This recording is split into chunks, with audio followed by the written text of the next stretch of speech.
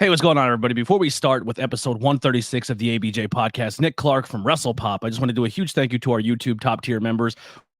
World Champ Level A, Triple Crown Parma Chisel, Grand Slam Freak Maniac, 9020, and Raz. Currently, our memberships, our donations, our super chats are all kind of disabled. Having some issues on my end with YouTube when it comes to paid memberships, not getting that income, which kind of sucks. So if you guys want, check out the links below to find ways to support. We do have some PayPal, Venmo, if you're inclined to do a donation or tip during the show. You can follow me on all social media. Likes and shares and subscribes go even further than the donations and the monies, because that helps grow. Word of mouth is always the best way to go. Also, links below for merchandise if you want to grab some t-shirts. We do have some t-shirts available to the 13th. You can get that Fresh Prince, that WCW Dynasty, or that 420 logo. That but these will all swap out on the 13th. We have some new ones coming up that are super cool. Also, head over to the Ben Frank Connection and grab some specialty ABJ products that you can't get anywhere else but their shop. And also check the links below to follow WrestlePop on all social media. This one's gonna be a fun one. Let's start some music by the Converse Kid and get this one going. This is a Ben Frank Connection presentation.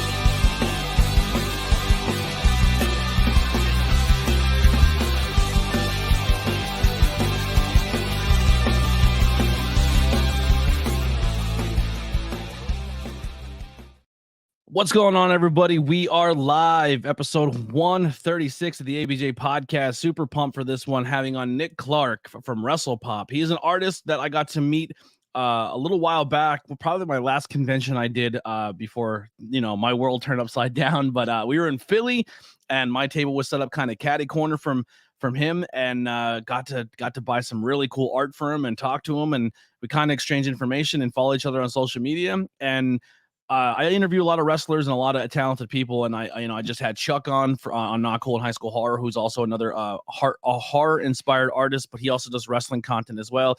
And I just love getting new things out there for people to check out. So make sure you guys go over to WrestlePop on Instagram, follow him. He has an Etsy page, I believe, that you can go and support. All the links are below. There's tons and tons of crazy art prints that we're going to talk about his art and his journey, and cannot wait for this one. So let's get right into it. Without further ado, let's bring in our guest here today, Nick Clark. What's going on, bud? Hey, Ant, how are you? I'm awesome, man. This one's going to be super exciting. I'm super pumped to have you. Yeah, man, same. I'm excited to be here. Yeah, so we met at the 2300 Arena. You were doing your thing there. I bought 2 prints from you that day, and these are the ones I'm super proud of. I got my Willow Nightingale, because why wouldn't you own a Willow Nightingale art, And HBK Shawn Michaels with the blue title, the Robin Egg blue title, which is, I think the only guy to hold 3 different color variants of that title. He had the white, he had the black, and he had the blue. Oh, I guess he did. Yeah, he's the only one. He had the yellow, right? Yeah, he had the yellow one. I hate the Warrior yellow title. I'm not a huge Warrior guy. Warrior can eat it. He was my first favorite guy, and then you get older and you learn about things, and yeah, you're like, oh, it is what it is, know. But he wasn't great in the ring. Okay. Yeah. When you're a kid, he's larger than life, and you're like, holy crap, this guy's crazy. Just to kind of put your order right away. So I think the same convention we were at, this guy was at, and I don't this is my guy growing up. That when I've been to so many cons, I've been around so many people, but when he was here, I could not stop looking over at him. I was in awe. I'm a Jake the Snake Guard. Awesome. Yeah, we were he was literally to your left, right to your left across the aisle. Yeah, him and Lance Archer were there. But yeah, there's an awesome Jake one. Now, when did you start? Obviously everyone starts when you're a kid, probably. But when did art come to you? When you're I want to be a cartoonist or draw or do this style of stuff. Okay, so drawing was always there. I can't tell you a time when it wasn't there. I got into comics early. I have an older brother. He's 3 years older. So a lot of stuff that maybe I wouldn't have been exposed to when I was little, He-Man and stuff, all that stuff was passed down to me. and it's all connected. It's like the He-Man, the comic books, and Thundercats, and then the Ultimate Warrior and wrestling, and good versus evil, superheroes. It's all the same thing in like my head. But yeah, I've been drawing like my whole life. Probably around like 13 or 14 was when I was like, I want to make comics. Mm-hmm.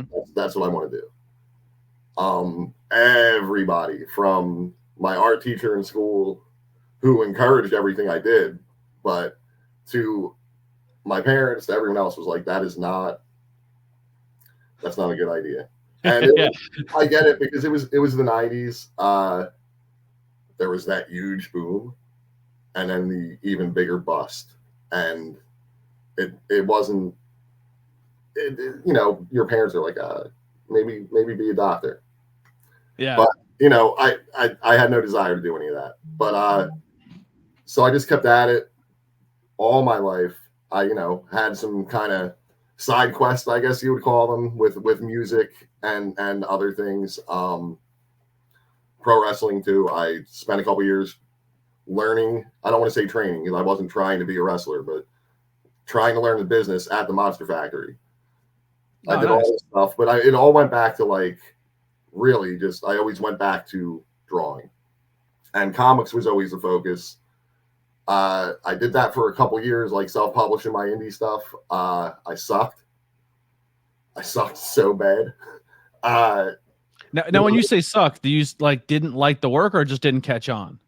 No, the work was horrible. Okay. I'm one of those people too. It's like a comic book thing where like you're going to draw 100 pages before you draw a good one.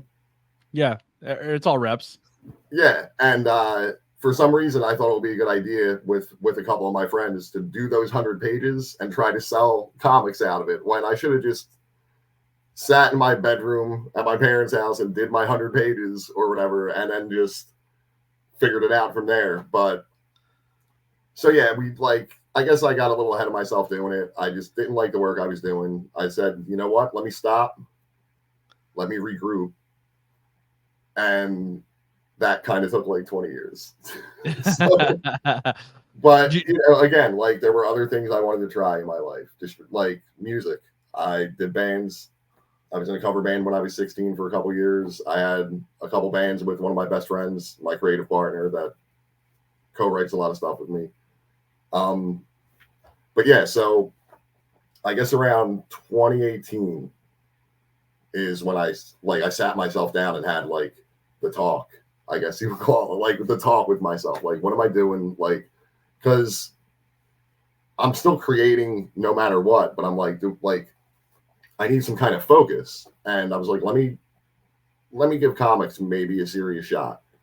So I just kind of like put my nose to the grindstone and just kept drawing and getting all like the art books I can on all the stuff that I knew I was bad at, like that I'm still bad at, like perspective and anatomy and stuff that nobody's ever going to be perfect at. And sometime, I think it was November of 2018, I started going to what I call my comic book college, which was not even really going anywhere. It was just two cartoonists from Pittsburgh who started a YouTube show called Cartoonist Kayfabe, which I'm wearing the shirt right now. Nice. Obviously, you see cartoonist, yeah, and then Kayfabe. Pro wrestling. I'm like, all right, well, and I knew who these guys were because I read comics. And I was like, all right, well, this will be cool. And do you remember Wizard Magazine?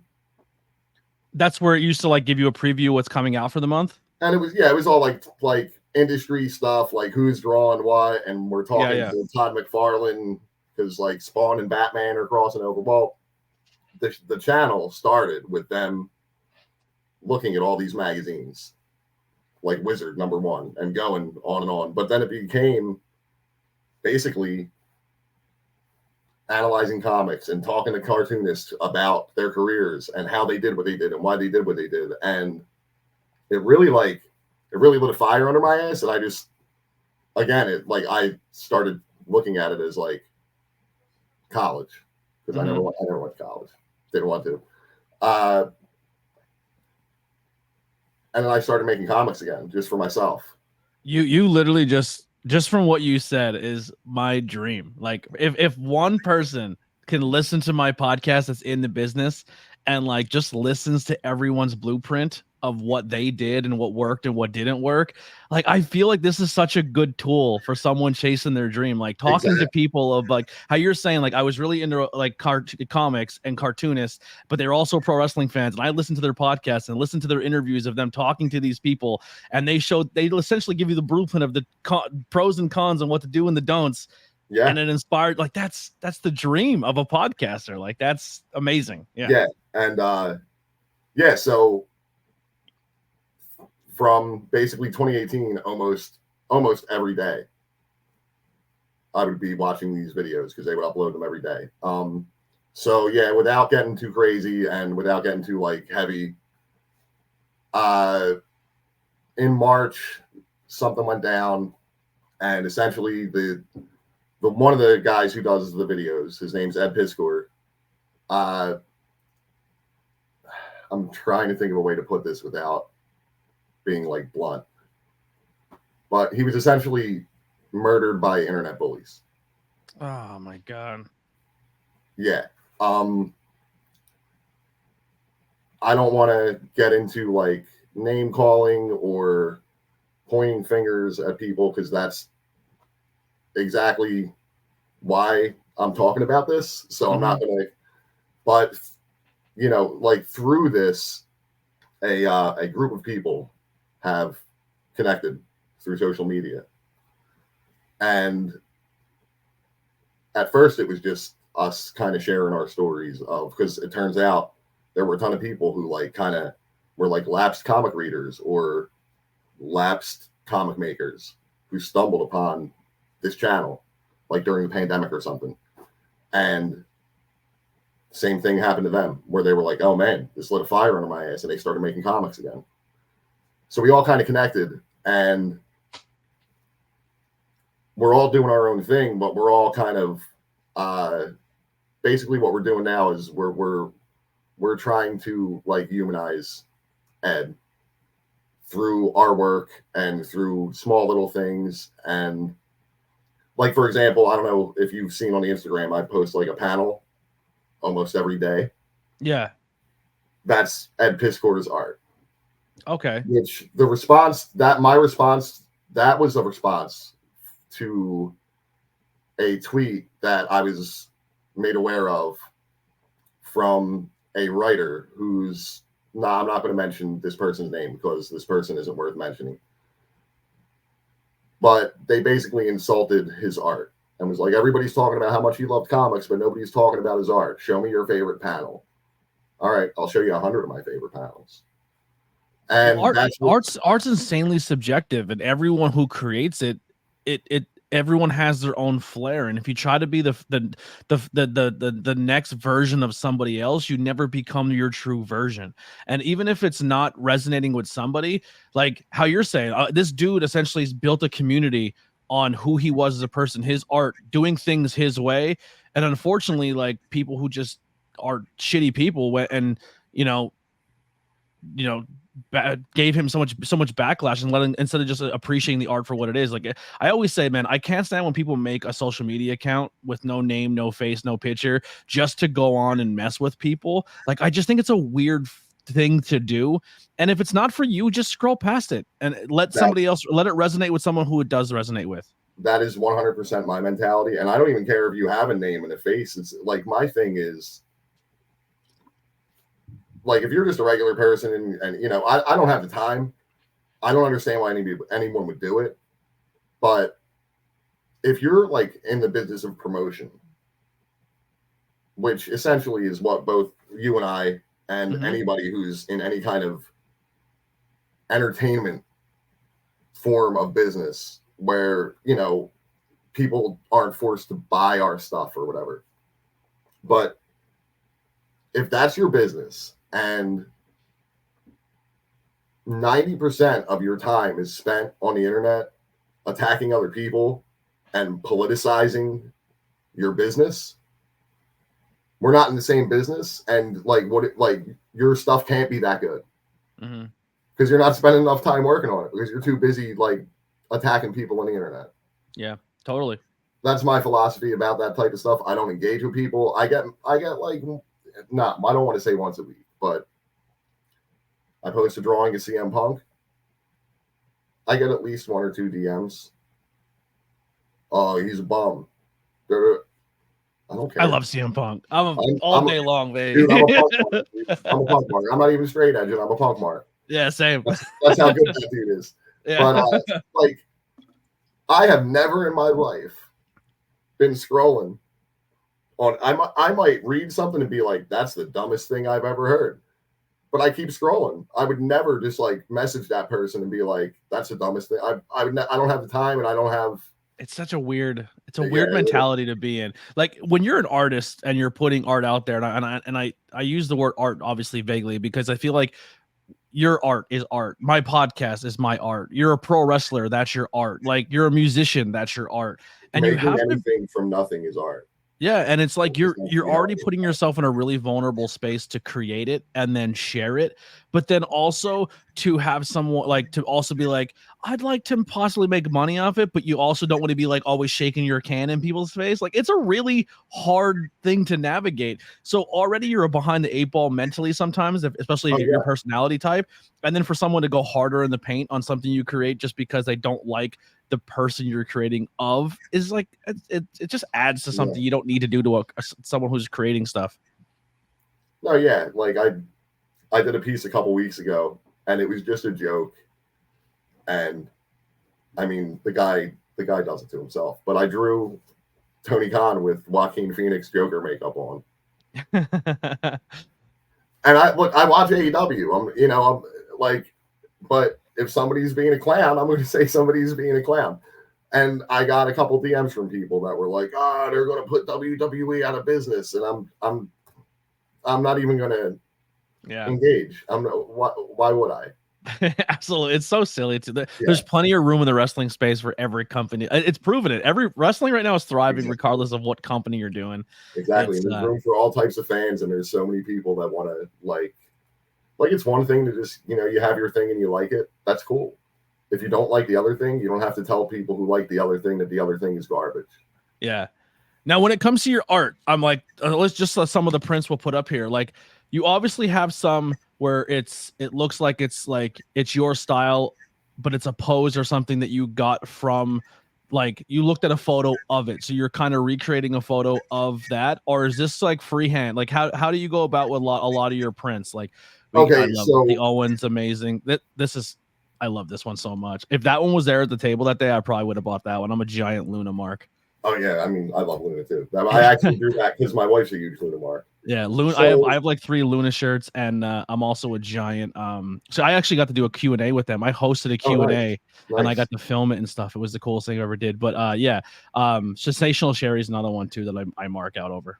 Oh yeah. I mean like Sherry, all the definitely Luna, Medusa, all the 90s ones. But so I use photo reference, which essentially is just before like I went digital was just me like looking at the picture on my phone and then drawing it on the paper while I'm looking at it and just trying to do my best. Now with my digital, it's the same thing. It's just it's on the screen while I'm drawing it, so it's right there and I can just look at it. But that's and then sometimes I'll just come up with like I did one piece that was like Looney Tunes inspired of the Repo Man stealing Randy Savage's hat. Yeah. In that one episode of Raw, because I was watching it one night and I was like, that's funny.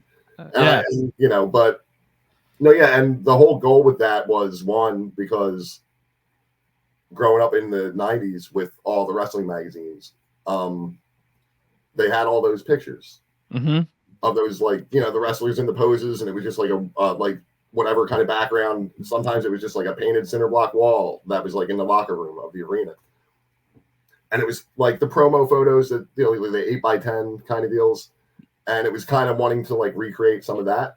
Yeah. And also because everything I do is so I can like get better at making comics. Drawing wrestlers is great for anatomy practice. It's great because it's almost, it's like I'd rather draw from a person that exists than like a comic book. Yeah. Or they're like unrealistic bodies sometimes, or and then also like I can kind of put my own thing on it, whereas copying from comic books a lot, you kind of tend to be informed by the style you're copying. Yeah. I can't look at a photo or like when someone can just go from memory and just paint from memory or draw from memory and get every minute detail of their facial expressions, Right. like that blows my mind. I'm someone who, like, if I look at something, I can't do realism. I suck at realism, but I can cartoon. So I can look at a photo of them and then draw them in that same pose. Like I'm almost like a photocopier. Like look at the real photo. Yeah. That's kind of how I've always drawn or learned how to draw. So it's really cool to me. Like, so a couple of these prints too, like you're taking a photo or you're using Shotzi, but you're turning her into Pinhead. Yeah, well, she had a couple shots for like Halloween last year. Yeah. Where she did the Pinhead thing, and I was like, well, that just makes sense. Let me do, and I'm horror, comic books, pro wrestling, rock and roll. Those are the four things that are those are my four pillars, pretty much. Yep. We're the same human. I mean, and again, like the rock and roll thing. Like, I mean, I listen to music and stuff, but comic books, pro wrestling, and then when I was like 11, I found out about Kiss. Yeah. And like Kiss just looks like comic book pro wrestlers with guitars. Yeah, I always like the look of Kiss. Like some of their music is cool, but like I think my version of Kiss today is definitely the band Ghost. That's like their backstory I've told like people. I'm like, yo, Ghost is just modern Kiss, and people get mad at me because there's like this big thing where people like aren't supposed to say anything cool about Kiss. Mm-hmm. Yeah, which whatever. They inspired everybody. Kiss is cool. Like Kiss is a dope band. I mean, Gene's kind of shitty as a human. The concept of Kiss was awesome. Like I grew up with a lot of musician friends, and they're like, "Oh, Kiss is garbage," and I'm like, "Who's your favorite band?" And they're like, "Pantera." I'm like, "You don't have Dimebag Darrell without Kiss, so your argument's invalid." Yep. But then again, totally. I'm not a big Beatles guy, and the Beatles inspired everybody. So I love the Beatles. Well, I mean, I don't hate them. I'm not one of those people who's like, I don't hate them at all. But I'm not one of those. I'm also not one of those like, because it just is what it is. Yeah. Now I see like a lot like when like you're watching stuff like you're consuming it, so you just see like a still shot of something, you grab a photo of it, and then you're like, I'm gonna recreate that. Yeah, there'll be some stuff like I'll be watching something and I'll be like, you know what? And I'll take a picture with my phone of my television. Yeah. Now, do you have a certain style that you would say you definitely lean on when it comes to your art? Like an artist, like when we were in high school, my favorite thing is, I wish it stuck more, but like our art teacher was super dope. Like a lot of art teachers in certain schools are kind of like, they just phone it in. It's just like a study hall period where a kid can scratch on a notebook. But if you have a good art teacher, like she taught us like pointillism, she taught us dolly, she taught us like what made their art different. And then she's like, I need you guys to recreate a photo using that style. And this is the key aspects of it. Was almost like Ink Master, where you're like, you have to recreate this. Like this art teacher did that. And I thought that was so cool how she would unlock different aspects of doing different styles of art. It was like, I thought that was super dope. When you study artists, do you have a certain style or a certain artist that you pull from for your style? There's a couple artists that are just always in the front of my mind, just no matter what. One is Mike Allred, who is the creator of a comic book character called Madman. He's drawn a ton of stuff for Marvel and DC over the years. He's a legend at this point. Also Mike Mignola, Hellboy, another indie. All my biggest like influences aren't like, they're like indie guys, but Charles Burns, who's also, I don't think he's from here, but he lives in Philly now, but Black Hole by Charles Burns is probably in my top 5 comic books of all time. But what it comes down to is essentially like a bold black line and really vibrant colors. Got you. So like a big like a strong outline. Yeah, and like just clean. Like, like the 90s image stuff, which I love it all, but like Todd McFarlane, Jim Lee, where there's all these lines all over the paper. I love Jim Lee. Oh, I love Jim Lee. I absolutely love Jim Lee. I do not want to draw like Jim Lee Yeah. at all. That shot of Batman looking over the city on top of the gargoyle with the blue and gray and the cape flowing that Jim Lee did for Hush, like that's my favorite image of all time. Like, Hush is like Hush is just a masterclass in like everything just being almost perfect as far as like the drawing. Mm-hmm. Like it's just so good. The cityscapes, the anatomy, everything's just the detail is insane. That's not me. Yeah. I'm real, like there's also an old school guy, Alex Toth, who I don't know if he created the characters, but he designed almost all the 60s and 70s, like Hanna-Barbera characters. He designed Johnny Quest. He designed Space Ghost. He designed Birdman. He made tons of comics on his own. Space Ghost does not get enough love. That's one of the greatest shows ever. Yeah. And like his whole thing was simplicity. And not like simplicity as in like because it's lazy, but just like do you need every single wrinkle in an old person's face to show people that the old person is old? Yes. Like just little things like that, or like a simple line can determine so much. And it looks impossible to me sometimes, but it's just, wow, it's just one line and it's somebody running. It's crazy. That's what I'm going for. Pulling out the detail in a face. If you're taking someone and turn them into a cartoon, like there's one aspect to the face that you have to capture to make the rest of the face make sense, if that makes sense. For me, a lot, what I try to do is I try to find the one thing that is like the most distinguishable thing about that particular person and not necessarily exaggerate it, but make sure I get that as right as possible. Mm-hmm. The other one that I've always found most important is where like I'll have some where I'm like it's almost all drawn as far as like the likeness, and I'm like, this is still kind of off. And then I do the eyes, and if I get the eyes right, nothing seems off. Yeah, it pulls it together. Yeah, so the eyes are a big part of it. You know what, cartoons for me growing up, I always had a hard time drawing, and it comes down to the dimensions. And if you're off even a centimeter on a dimension, or the eye or the head, it like they look generic. South Park and The Simpsons, like if you're off on a little bit of a scale, they don't look like the character. Like everything base could be there, but if one thing, like if the eyes are too big, or like they're like they look super simple to draw, but if they're not done to scale, you could throw a whole drawing off. Yeah, and that's like almost, to me, that's like mastering that. Where like it was certain, like a guy I just mentioned, Mike Allred, like his stuff, if you pull his stuff up, it looks like it's very simple. But when I was like 16, 17, and I was just getting into his work, and I was copying stuff out of comic books all the time, I couldn't draw any of his stuff. I couldn't wrap my head around it. I probably might be able to pull some off now, but I haven't tried. Yeah. But I just don't do that kind of work anymore, where I'm just like looking at comic book stuff and trying to draw what's in the comic book. I'd rather make Yeah, absolutely. So you said you're working on comic books now. What are some current things you're working on? Okay, so right now I've got like 3 projects that are, one is just like the first draft was written, and my writing partner on that one is working his way through the second draft.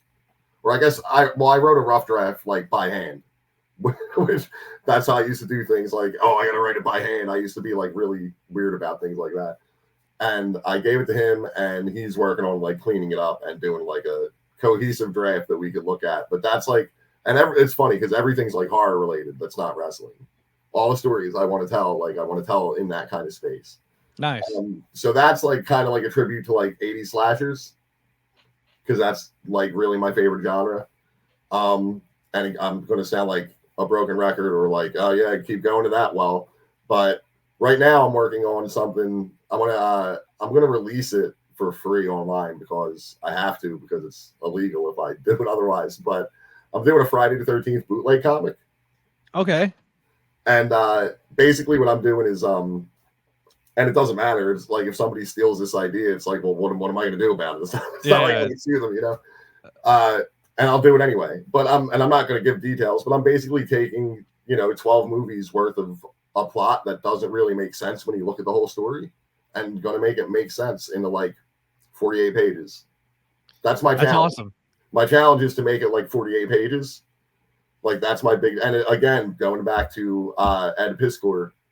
He had a comic called X-Men Grand Design, which is this idea was inspired by this, where he basically took 60 years of X-Men history and made like 6 comics and told this whole story in a very concise manner where it wasn't confusing. Yeah. That's kind of like the Chucky TV show. The Chucky TV shows did a great job in that, where they made every movie make sense, but then continued it with his own show. You know what's funny is I watched the first season, and thinking about it, that you make a good point, but I there's so much I'm behind on. I all my friends are like, hey, you've seen it? I'm like, dude, I haven't seen anything, dude. If it's not like wrestling, like or like something I watch on YouTube or like a podcast that I'm listening to while I draw, I have to make an effort to, I'm watching X-Men right now because that's awesome. The X-Men 97? Yeah, I'm totally good at that. As an artist, how do you think they did translating the old style but making it more modern? I think it looked great. I thought I think the style looks great. Again, it's another thing with the people on the internet where I don't think they did anything that different to where people are complaining. Yeah, I thought it was great. They modernized it enough to make it look good, but still kept it to its base. Yeah, and the show itself is phenomenal, I think. And I mean, that's what matters. Is the story good? That's all that matters to me. Mm-hmm. I'm curious if they're gonna find a way to take the X-Men 97 and kind of spin it into this is the X-Men that's gonna enter into the MCU, like kind of like they get that universe gets pulled in somehow, like when they wrap it. You know what? I hadn't thought about that. Because with this new Deadpool Wolverine movie, it's not the Wolverine that we know from the X-Men universe, like the Wolverine X-Men universe. He's from a different version. So like the Logan we're watching is not the Logan that went through X-23 and went through X-123, X-Men Apocalypse. Like he's a different Wolverine from a different timeline. I didn't know that. Yeah. Yep. So like they're gonna really mess with the dimensions with the rumor is Deadpool is going to essentially form the universe that we're now gonna take, where a lot of those characters are gonna get pulled from and come out into the Marvel MCU. Oh, okay. Yeah, and the thing is like when they're doing it now, I think that the rights end this year. So anyone that they cast for X-Men, like any of those characters they just bought, if they were to put them on film, they would have to use the same actors. But that license ends this year, and then once that license ends, they can recast. Oh, okay. Yeah. Well, I guess it's best. I really don't like. I watch this stuff when I can, but again, so behind on it. So I saw the trailer. I'm like, that looks awesome. But honestly, like, I don't know anything about like the story or anything. Like, there's so much going on. There's just so much going on to like focus on anything really. But yeah, like I said, like wrestling is on in some form or another on my television 7 days a week. Do you prefer a certain brand right now? No. Like, you just watch it all? Yeah, I watch as much as I can. I mean, like, not gonna lie, I'm not gonna say, oh, it's garbage or whatever, but I'm not super big on what's going on in AEW right now. Okay, that's fair. I'm the opposite. I'm really into what AEW is doing and not so much WWE. And I'm not talking specifically like the company itself. I think the storyline they have going on is just silly. With Tony Khan, I just think it's dumb. That one I kind of I can like, for me, the bloodline, like that was fun, and then I'm just like, I don't really pay attention to that. What's going on with like this? Like for me growing up, like the Macho Mans, the Mr. Perfects, the Rick Rudes, like I didn't care what Hogan did because Hogan had no effect to me. Hogan's storyline did not apply to me. When it was there, it was there. If he was messing with Macho Man, I liked it, but I always followed Macho Man storylines. I was a mid-card guy through and through. And if like there's a certain storyline, I would just mentally turn it off when it was on. But like, so like the Tony Khan stuff, don't care. But like when Timeless Tony Storm's on, I'll eat that up all day long. When you're giving me Willow and you're giving me Chris Statlander, I'll take that all day long. I like my little segues here, but like I'll eat all those stories up. Which is like the Swerve Strickland. Really loves the Swerve Strickland stuff. I can't wait to see how he turns out as a champion. Like that's kind of what I'm eating up more when it comes to that side of stuff. Like another one here, I'll put the art up of anything this guy does. I'm in. I'm an Orange Cassidy mark through and through. Yeah, that's probably my wife's favorite drawing. So we were at a WrestleMania weekend show. We were at Labor of Love and Dan Champion's birthday party after they had a match between Jimmy Lloyd and Ultramanus Black. And then for Dan Champion's birthday, a bunch of his friends showed up, and two of the best friends showed up. And one former best friend. So Orange was there, Chuck was there, and Wheeler Udall showed up. So that was kind of sick. Well, that's awesome. That's awesome. Yeah. Witchcraft by Lily, she helps me with a lot of my art, and she does a lot of she's starting her own channel up. Everyone go follow her. That was her first time meeting like a TV wrestler, and her favorite's Orange Cassidy. And that's awesome. She was dressed as Orange Cassidy and didn't know he was coming. Oh wow, that's great. Yeah. That's awesome. Yeah. It was pretty wild. But again, it's not necessarily like it's not the stuff that's going on in the ring necessarily. It's just for me, I can't turn off I just think of things as like a booker. Yeah. And I'm looking at the whole show, and I'm like, okay, you have this, and this, and this, and this is all working, and then this that's supposed to be your main thing, it isn't. Yeah. So you know what killed me at Mania? Like, to me, it ruined the whole story for 2 years. Like, I know it's so petty, but it was so dumb to me. Was the Undertaker showing up at WrestleMania? Like that did not check out at all. Like, to me, watching that, like, you end gamed it, right? So all the wrestlers that were screwed over by Roman for 2 years, they all come out to celebrate, but they can't come up and run off the bloodline, so they have that one-on-one moment. Like, it would have made more sense to me to have all those guys come out because they're the ones who've been building the story and been a part of the story, and then push off The Rock and push off all the bloodline, and then Cody has this one-on-one spot. But just to get a cheap nostalgia pop, like, I hated it. I agree with the sense of like cheap nostalgia pops because 9 times out of 10 they don't work. I was in the crowd. I'm a little biased because I was in the crowd, and like, here's the thing, man. I didn't know until the day before that I was going. Oh, that's so sick. Yeah. So I didn't know that I was going, and then what are the odds that this dude who's retired is going to show up at the one run? Like, I did not expect him to show up, but I thought it was going to be Steve Austin, which would have been just as cool. Yeah. No, but I get where you're coming from a storytelling standpoint. Like, if I was looking at it objectively, I would probably agree with you like 100% because what you said would actually make way more sense. Yeah, I just think like the reason I love the Attitude Era is the Attitude Era was essentially it was a time for the wrestlers to stand on their own, like Shawn, Brett, Hogan, like not so much. Like, let me erase that. No Hogan, but like Brett, Shawn, Taker, Austin, The Rock, Jarrett. Like, they were all able to stand on their own and get away from that previous generation, and that previous generation went somewhere else, and they stood on their own grounds, and they didn't have the cheap. Let's bring in Hogan. Let's bring in this person. They were going against the nostalgia of the WCW, and they were able to stand on their own feet. And I feel like that era of wrestling we always latch onto.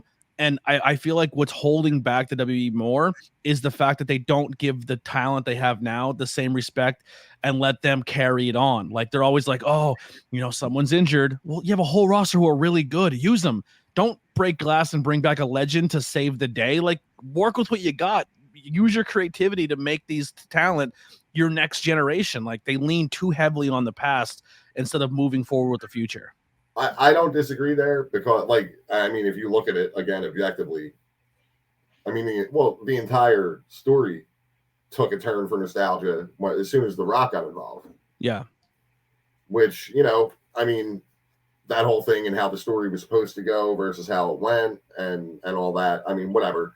But yeah, I don't disagree there. at the end of the day, though, like, yeah, it's a cheap pop, but I don't know. I'd rather have a cheap pop than no pop.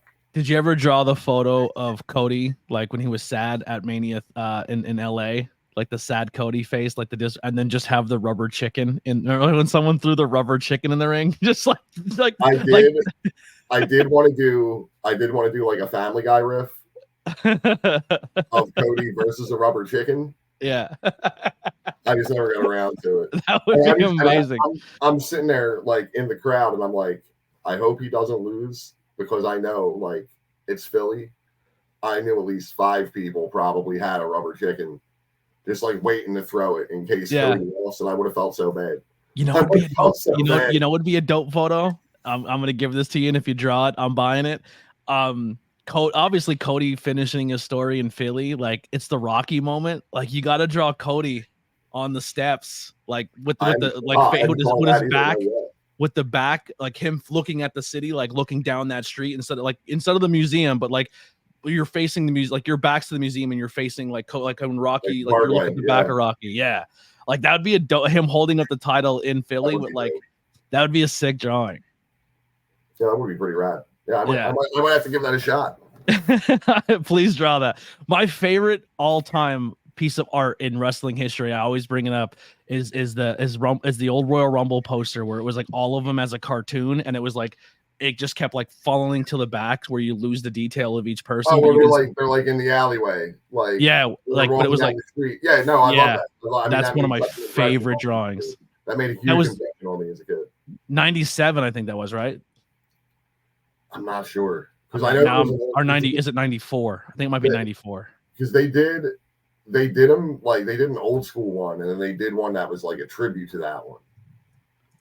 Because there was one with like Hogan and the Warrior from like 90 or 91, 90, I think it is. Yeah, there's one with like Hogan and Warrior and all those guys, and it's like a painting. I think Joe Fusco did the painting, and then I think like Attitude Era somewhere around there they did like a redo, but with all the Attitude Era guys. I think that's how it was. Yeah, totally. The artist who did that, he did like the Hulk Hogan pinball machine. Yes, he did a ton of the same stuff, and he did like cards for Marvel at one point too. Actually, I just found a spoof. Actually, here it is right here. This is the drawing, and then there's a spoof of it that is so fucking cool. I hope it lets me post it up here. Sometimes it doesn't let me do it. All right, yeah, it's loading in now. But as we load it, here's some other cool art. Obviously, here's the greatest division in wrestling history. Are you a Brett guy? Are you a Sean guy? I love that. That's my favorite. I love the Monday Night Draw logo. That's so cool. Yeah, that was another thing where I was just like, let me do a weekly challenge, not weekly challenge, but like let me do a weekly drawing thing on Instagram and theme it around that era of Raw. Mm-hmm. And here's the drawing I talk about. This one, and then I actually forgot Texas Tornado was in the middle of that. That's crazy. That is crazy. I did not know he was there. But then they did a zombie version. Oh, nice! I don't think I've ever seen that. Yeah, I as I searched it, that's what popped up. I go, that's fucking dope looking. The sad part is like 90% of them are actually probably dead like that, and it's Adam Bomb as a zombie. That's a cool drawing.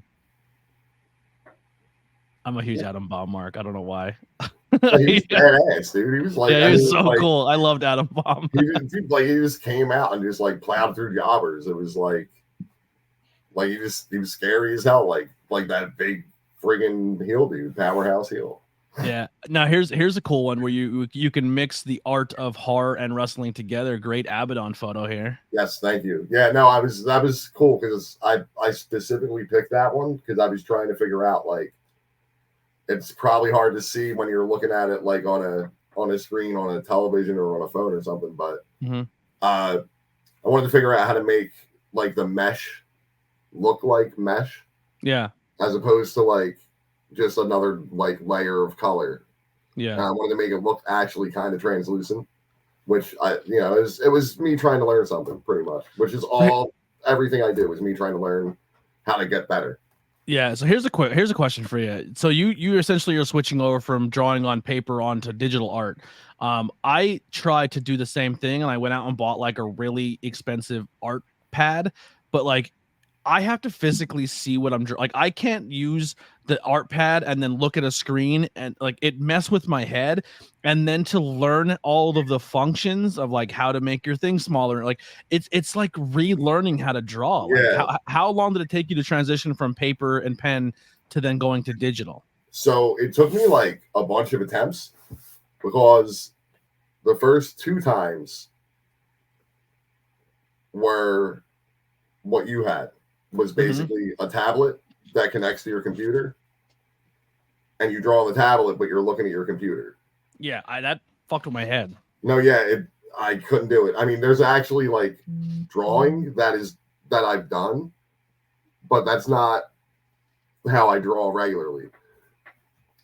Then what was it, 2021? It was the last stimulus check that I got from whoever. Yeah. From the government. I was like, one of those rich white guys gave us money. Yeah, I was like, you know what? I'm buying an iPad. I'm going to see what Procreate's all about, because a lot of people I admired and respected in comics were using Procreate for various reasons. My original idea was just like, I'm going to draw everything how I usually draw everything, and I'll just scan it and I'll color on Procreate. I'll use the Procreate to color my work. And I was doing that for a couple months. And then one day I was like, you know what? Let me just try drawing on it. Let me see how it feels. And I haven't looked back. Yeah, that's essentially my goal is when I get some cash, because I want to get back in art. Like my problem is I get these art books and I have them all and I doodle in them, and then I just rip the page and throw it away and start again instead of just flipping the page. I don't know why. It's just what my brain does. But I have out like I said, I like to cartoon. Like cartoon is really fun for me, but I'm too picky on myself and I freak out. But like if I can get like a Surface tablet, like I used an iPad or a Microsoft, and I can just doodle on that, that's gonna be where I think I'm gonna go to next to try to do it that way. Yeah, it made a world of difference, because like, and there's things you can buy, like I don't remember the brand, but you know, like little like covers that you put over your tablet where it actually feels a little bit more like real paper.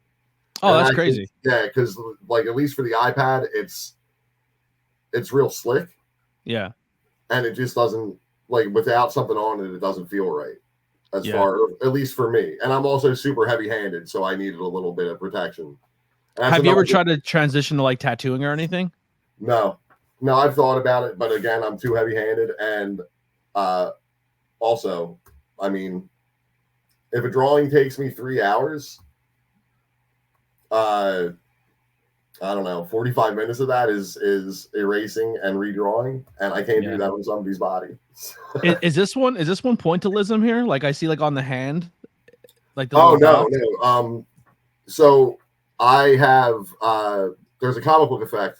They don't use it anymore because the chemicals are like cancerous or something. It's called zipatone, where you would paint this chemical on your art, and then you would paint another chemical on top of that, and it would make these dot patterns. Got you. So now what they have is it's by a brand called like Deleter, and it's basically the same thing, but you cut it out and stick it onto your art. But I scanned it into my scanner and the full sheets, and then uploaded that, and then messed around with it a little on Procreate, and I just used that. Okay, I got you. Yeah, because I actually wanted it to be a little like analog, as opposed to like, oh, let me just use a brush that gives me this pattern.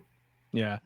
And then the last two ones we'll pull up here, and then we'll get into our last couple questions. If anyone has any questions, please send them in the chat. If you have any cool questions or anything you want to put out there. You got it. I love this one. The Casey Jones Friday the 13th. Casey Jones does not get enough love. And then this one's awesome because this is one of my first episodes of Not Cool in High School Horror. Me and my buddy Courtney did a review of Terrifier. Yeah, Terrifier. It's wild. Art is such an animated face, man. He's so. Oh yeah, that with David Howard Thornton. Yeah, the movies itself make zero sense to me because but like my wife and I watched the first one, and we were actually staying in Atlantic City for a horror convention years ago, and we met my friend the next day, and I was like, yeah, we watched Terrifier last night, and he was like, how was it? I was like, well, there's a lot of cool death scenes, but like I'm not sure I could tell you what was going on really. Yeah.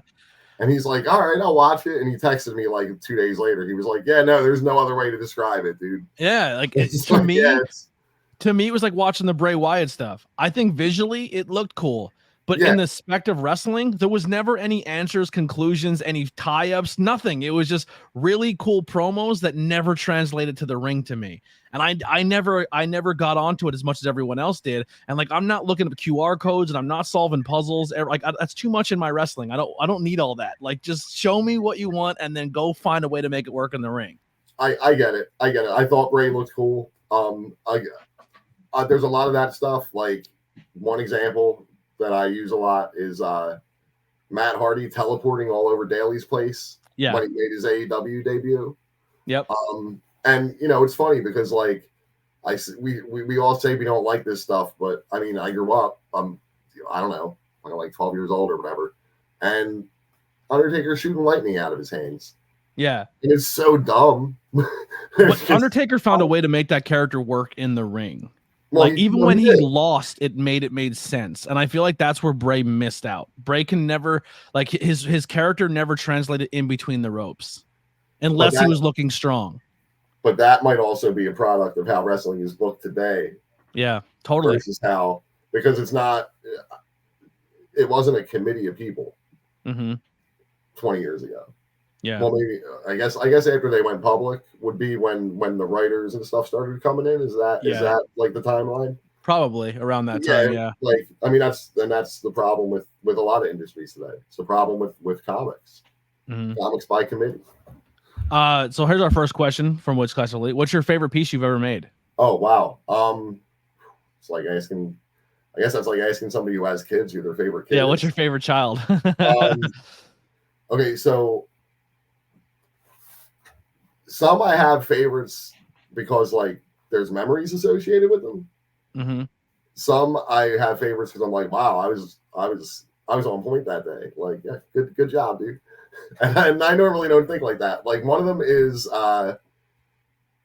it's Roddy Piper with Hulk Hogan in the headlock, but Hulk Hogan looks like an alien from They Live. Oh, okay. Yeah. I seen that one. Yeah, you had that one posted. I'm a mark for any They Live art. Same. So really quick, I like Lords Come to Frogtown more than They Live. Really? Yeah, I think it's so stupid, but I loved it. Piper piece of meat. Like, I love what like I love trash anything really, like trash or whatever. Like one of my favorite movies is Frankenhooker. But I did one piece of CM Punk all bloody from the dog collar match. Nice. Standing next to Danhausen. It was based on a photo that was going around social media. And I met Danhausen at a show and I got him to sign that. And again, I'm not a sports guy, but I guess hockey playoffs were happening. And Danhausen took a picture with his phone of the print and posted the picture on his story, but put a giant Detroit Red Wings symbol on Punk's chest. And I guess they were playing the Blackhawks. I don't know. Yeah. Like I was like, oh wow, he used my art to like rib Punk. That was kind of cool. But like that's why that one's a favorite. But I mean, honestly, every one is my favorite when I finish it. And then like 2 days later, I look at it and I'm like, this is fucking garbage. And then I go make a new one. Yeah. I'm the same way. I did find the one to share with everybody here. For the CM Punk one, I'll post it up for everyone to look at. The next question we'll get here is also by Witchcraft by Lily. Is there any medium that you want to try that you haven't yet?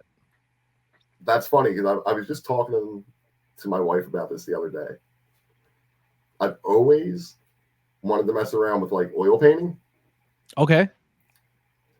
I just know that I know how I am, and I know if like I just decided to do that, that's it. That you're buying $6,000 worth of equipment to do oil painting. I'm just gonna dive into it, and I'm like, I'm happy with what I'm doing right now, so I don't want to like do anything else. And I was telling my wife, I was like, you know what? Maybe after I retire, grow out an afro, do the Bob Ross thing, just paint some happy trees, like you know, maybe that's when I'll do that. But no, I've always wanted to try oil painting. I want to mess around with like certain techniques there's like a technique Andy Warhol did with like blotting, where like he would trace a little bit with ink and then blot it down and then trace the next line and blot it down. But it's this weird technique of like just things like that. And then also I've been talking to a couple people about this, like within the comics world, where like as much as I love the drawing on the iPad and what that's done for me as far as like how much better I've gotten, and it cuts out a lot of time. It saves me money from not having to buy paper and ink. I do miss traditional like drawing comics on like big 11x17 Bristol board and that really stark black and white look when it's all inked. So I might get back into doing some traditional art this year. Mm-hmm. But aside from that, you know, just like there's always stuff I'm just like, oh, maybe I'll try that. You know, what's a really cool style I've been seeing people do is they'll draw, like I seen one, I'm not a huge anime guy, but like they drew Goku and they draw him doing the lightning bolt thing he does. I don't know what it is. Yeah, but his move, his kame, I'm gonna say it wrong and then we're gonna make fun of me. It's Hadouken. Yeah. I think it's essentially a Hadouken. It is a Hadouken. Yeah. Mortal Kombat, it's a Hadouken. But they take blue ink and they put a huge glob of it where his hands are, where it would be, and then they get a blow dryer and they just blow the ink all over the paper and then hard line trace all of the blue ink spots and then make that the foreground and then read and then draw like, or they take it with like a coffee stain. They like drip coffee or soda on it and let the stain take the paper and then use the stain to like mask. It's so cool. It's a cool idea. I love it. Or they take a drawing and they do like a 4-square drawing of like Homer Simpson, and they'll say one side's realism, one's X-ray. One's, yeah. Like, there's a lot of stuff on Instagram where it's like draw this in your style. Yeah, and people will just, you know, like you just said, like someone who has like a Simpsons type style will draw like some random subject in that style. Yeah, there's a lot. Like when me and my brother were kids, he used to do this thing where he would draw like there's some weird shape, and the challenge would be like make that a thing that makes sense. Yeah. And it's just this weird, like, blob looking thing. And you're like, what? But you just try to make it like, well, maybe that kind of looks like, maybe it looks like a horse with just like one big leg. Yeah. And then you just try to draw that. We used to play this game as a kid. We would take a piece of paper and we fold it into 3 or 4 spots. And we would say top is the head. The next fold is the body. The next one is like the leg. And then like you had to like shape it in this like between each fold, and then like my buddy would draw the head and then he would fold it and then I'd have to, and he would just show me where the neck would connect, and then I have to draw a body where the body and the torso, the arms and hands where the neck would connect, but then I would draw where the waist would connect into the legs and then fold it again, and they would draw the legs, and then we'd unfold it and see our creation to see that's how really cool. Like we used to do stuff like that. That's a really, like, I'm about to just start doing that now with somebody. That's great. That's a really cool idea. we do that all the time. Billy Quick, if you're listening, that was we do that all the time. But yeah, so kind of go back to art and wrestling once again. The independent wrestling scene. Are you into the indie scene? Do you like going to indie shows? Define indie. Like local shows like GCW, or like back in the day at Chikara, or like you go to like a local show for Labor of Love, like those smaller indie shows that are on the air. So H2O shows, Monster Factory shows. Well, I haven't been to Monster Factory in a long time, but I miss it, and I miss everybody there, and I do want to get back there. GCW when I can. We only did one show during WrestleMania weekend for GCW, but because we were down at the arena most of that weekend. MLW when they come. And then like we watch a ton of stuff on Fight. Nice. I've been watching recently ICW out of Pittsburgh. Do you ever like inspired like indie people and do like, I know you do like the Makiitos and stuff like that, but do you ever like like an Effie drawing or a Nick Gage drawing? Or I have been planning on doing an Effie drawing forever. Also, Alley Catch. Yes. I'm a big Oh, fan bussy of drawing. Please do a bussy Yeah, drawing. yeah, that's my wife Tell you looked what at that. when we went to the GCW. It was GCW versus TJPW was the show we went to, the women's show Nice. that Yeah. Sunday morning. She bought the bussy hat. I was like, listen, I will be adding a bussy to my collection if you That's awesome. if you draw that. I love that one. Now, do you also take commissions? So say if a local independent wrestler is like, hey, I want a new t-shirt idea. I really like your art. I heard of you on the podcast. Do you do commissions if someone were to hit you up and like, here's an idea of what I want to do? Can we work absolutely. together? So like that, yeah, like I do commissions as far as like if a fan is like, hey, I would like a print of this person. 9 times out of 10, if I've already drawn one, I'll be like, hey, I sell these for like $10 a piece if you want this. Yeah. But the wrestling, like if it's a wrestler, and then it all depends on what they want. But yeah, no, absolutely. If it's something that works out for myself and the wrestler, I'm always open to doing stuff. Always. Awesome. I'll be hitting you up for an ABJ podcast version of a logo for you one day. Oh, absolutely. Dude. Once I get my shit together, obviously. Another question here. See, Henry said, is there any cartoonist, past or present, that you would love to pick their brain? Wow. I know we talked off camera about two people that resonate with us, all cartoonists. Honestly, well, Bill Watterson would be one of them. Yeah. Wow, there's a lot of cartoonists out there that I haven't had the opportunity to meet, that I would love to sit there and talk their brain and like just talk and pick their brain. But yeah, like Mike Allred, Mike Mignola, never got the chance to meet Darwin Cook before he passed away. He's another favorite. Paul Pope.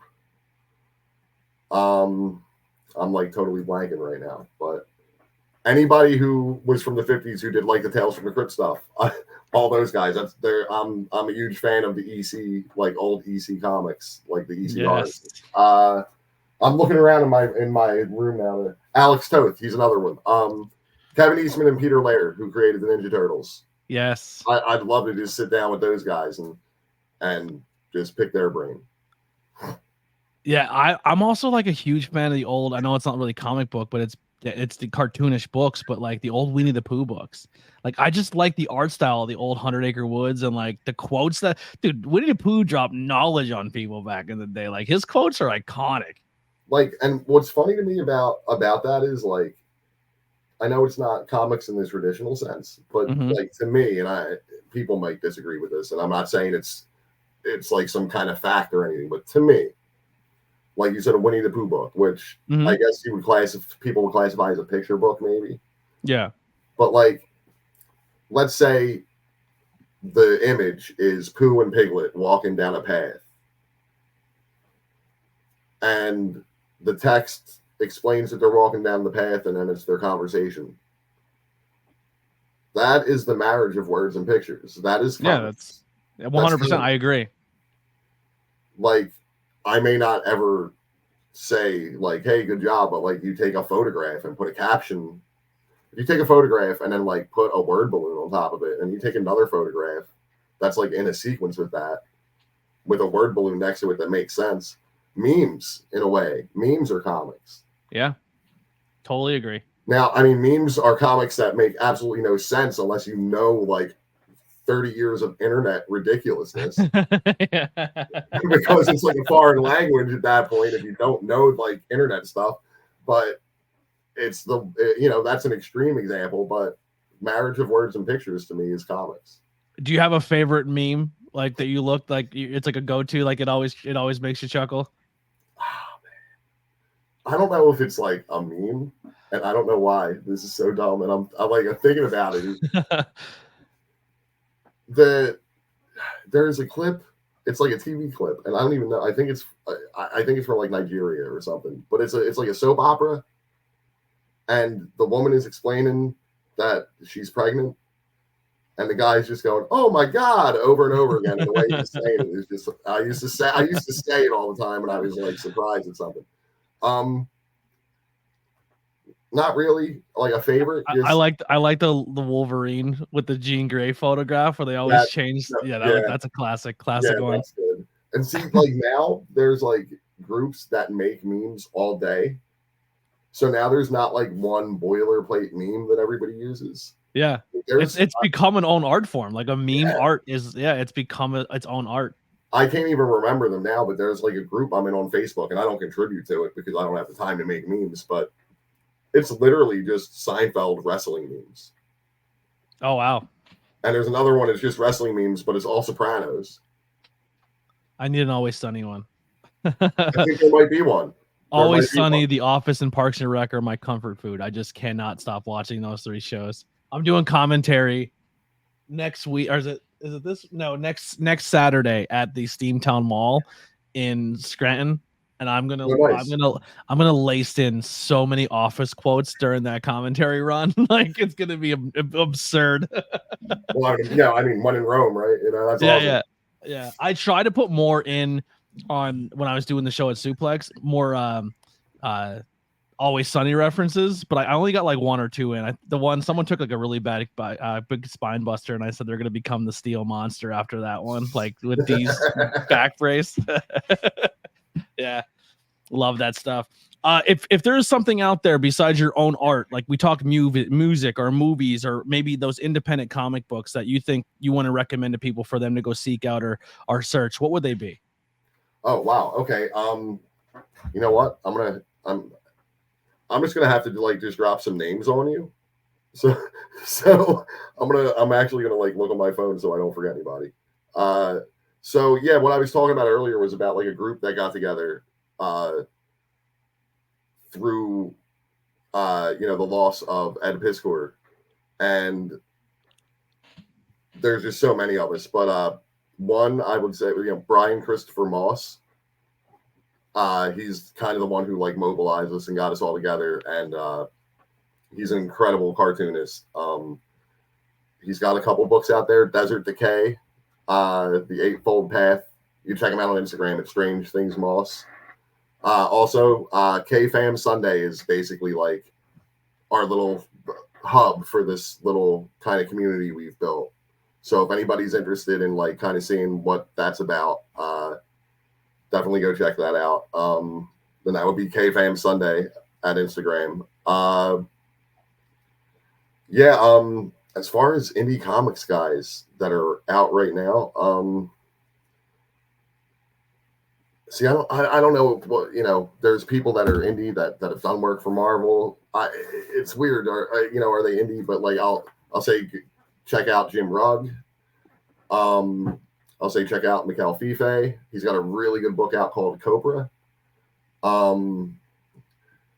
Chuck Forsman, Michael Sweater. He's got a great book called Everything Sucks. Everybody that I know, I'm sure you would love it. It's a great book. I guess Becky Cloonan. She's not really indie though.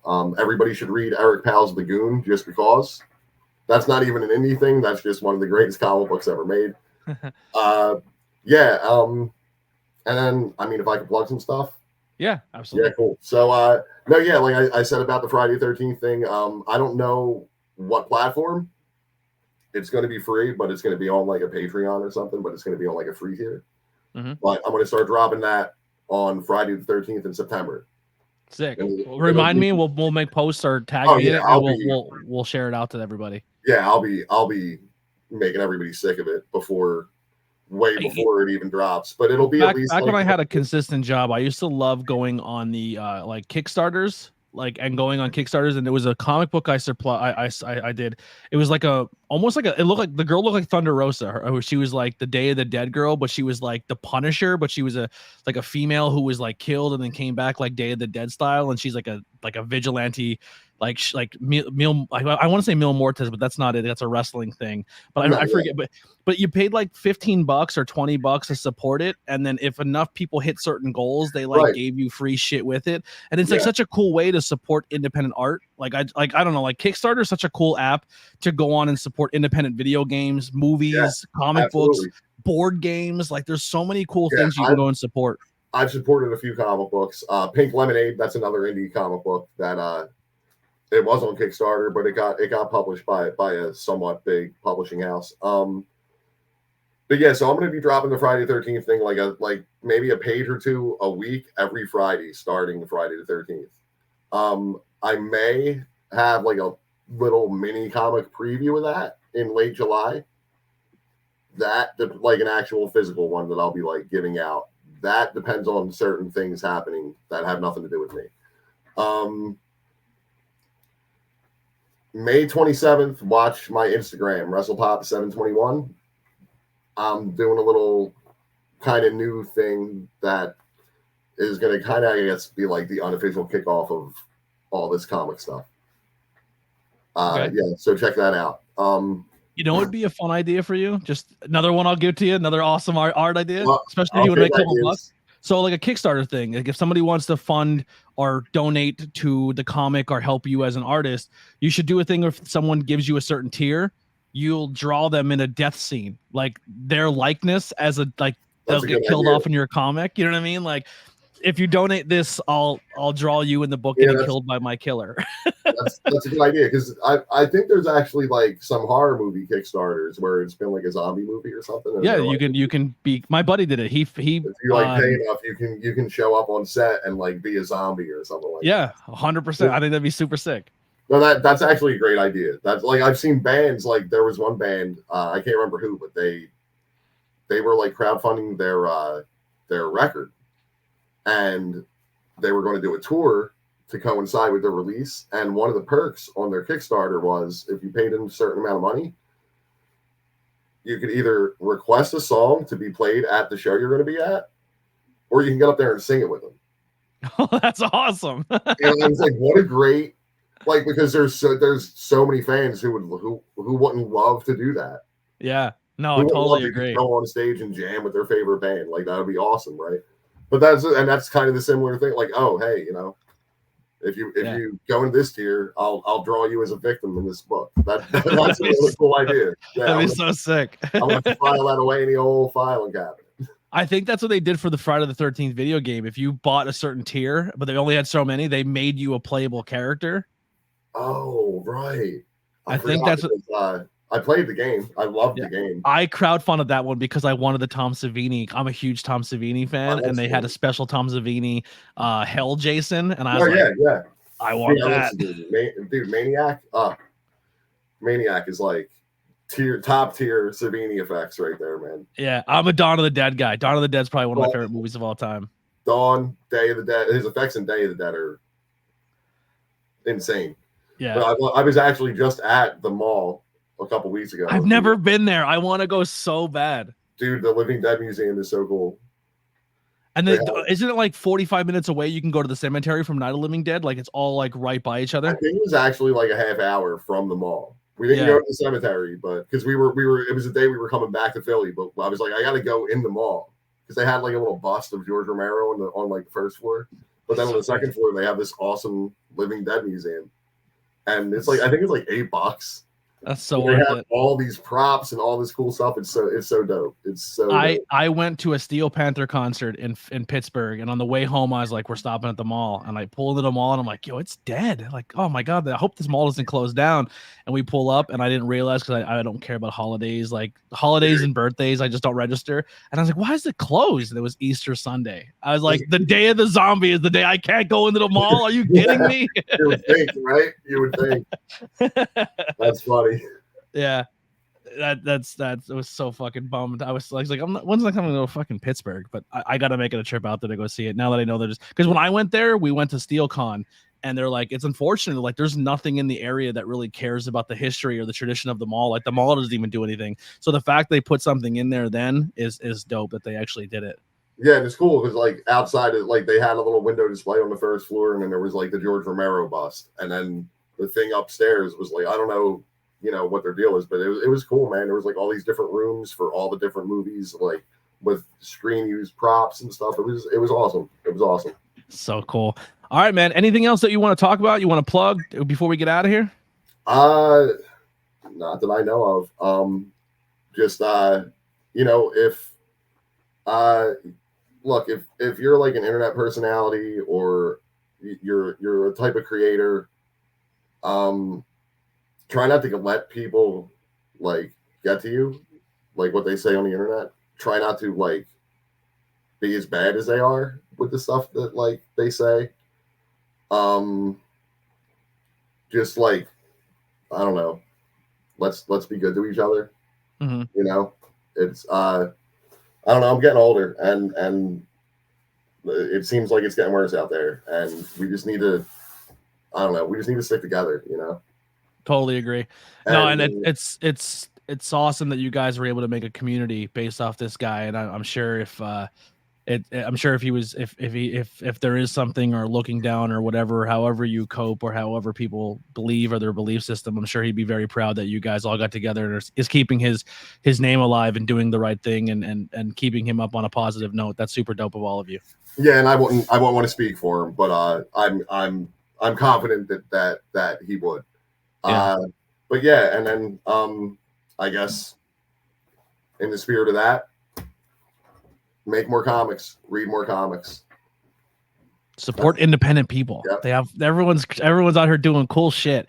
If there's anyone a part of your community or other artists or any people doing cool things, send them my way. Like I want to get out more just of the wrestling scene. The wrestling scene is so cool because you could pull like everyone who's into wrestling also loves horror and also loves pop culture and also it's very encompassing. But I would love to talk to more artists and comic book people and give them a platform and really break this podcast open into different ventures. So if there's anyone out there that you know, or if anyone's listening to this, man, hit me up. I'd love to have you on the podcast.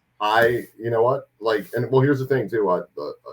There are a bunch of people who I don't know if they were watching tonight or they're going to watch later, but they're aware of my being on here tonight. And I mean, I'm going to send them the link when I finish up. So yeah, and I'll let them know. And I mean, because we're all just a bunch of people and it's not about like making it, or it's really about wanting to make good comics and not be like bogged down by the industry and the scene in it, where it's basically a scene that it's like people who eat their own.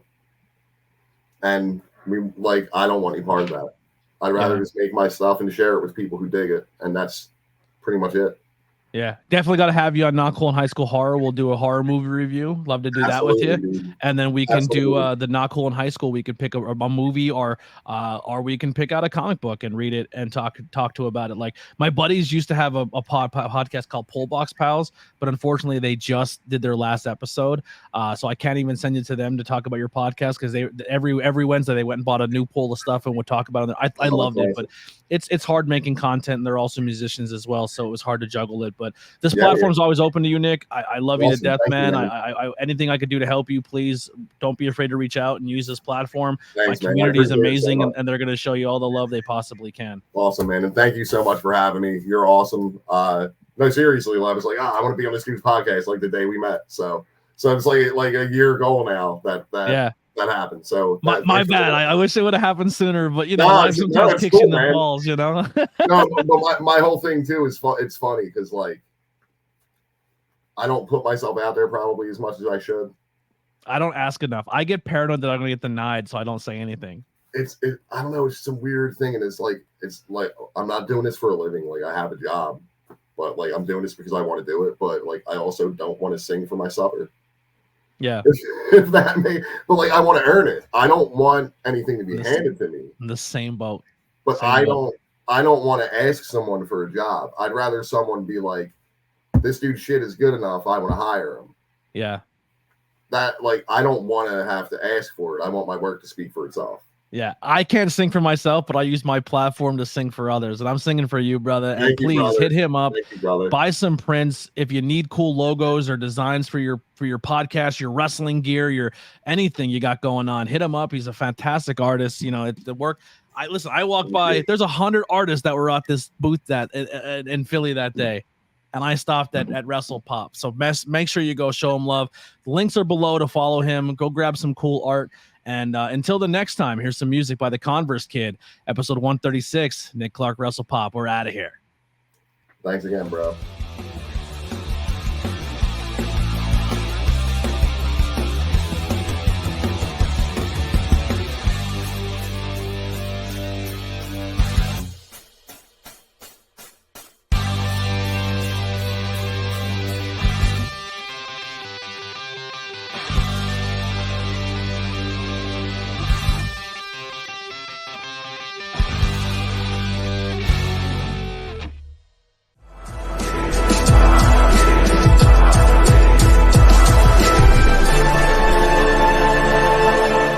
Thanks for watching this presentation.